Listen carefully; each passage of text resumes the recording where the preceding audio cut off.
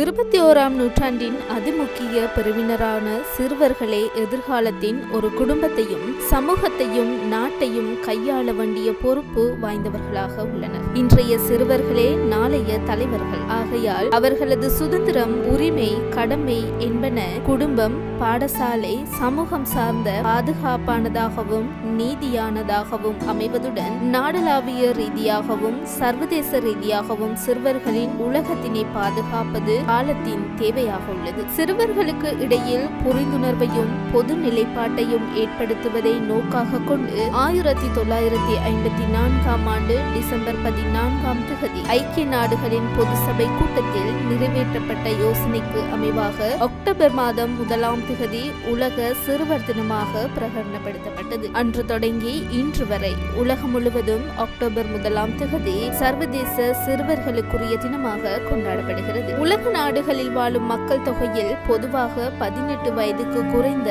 அனைவரும் சிறுவர்களாக ஏற்றுக்கொள்ளப்படுவர். 2024 சிறுவர்கள் தினத்தின் பிள்ளைகளை பாதுகாப்போம், சமமாக மதிப்போம் என்ற கருப்பொருளை கொண்டு கொண்டாடப்படுகிறது. ஒவ்வொருவரும் தம் பிள்ளைகளுக்கான அங்கீகாரம், கௌரவம், உரிமை என்பவற்றை வழங்கி சமத்துவமாகவும் நீதியாகவும் பாதுகாக்கும் தேசத்தை கட்டியெழுப்புவதே நோக்கமாகும். ஒவ்வொரு குழந்தையும் சம உரிமைகளை பெறுவதற்கு உரிமையுடையவர்கள். ஒவ்வொரு பிள்ளைகளினதும் பிறப்பு முதல் அவர்களது அங்கீகாரமும் கௌரவமும் தனித்துவமும் வலியுறுத்தப்படுகிறது. உலகளாவிய புள்ளி விபரவியல் கணக்கின்படி சமூக வன்முறைகளால் அதிகம் பாதிக்கப்படும் பிரிவினர்களாக சிறுவர்கள் இனம் காணப்பட்டுள்ளனர். மேலும் யுனிசெப் 2021ஆம் ஆண்டின் அறிக்கைப்படி சிறுவர்களில் 63 மில்லியன் பெண் குழந்தைகளும் 97 மில்லியன் ஆண் குழந்தைகள் என 160 மில்லியன் சிறுவர்கள் பாடசாலை கல்வியை இடைவிட்டு சுதந்திரம், உரிமை மறுக்கப்பட்டு குழந்தை தொழிலாளர்களாக இனம் காணப்பட்டுள்ளனர். ஒவ்வொரு மனித செயற்பாடுகளும் இயற்கை பேரழிவின் ஈர்ப்பும் சிறுவர்களை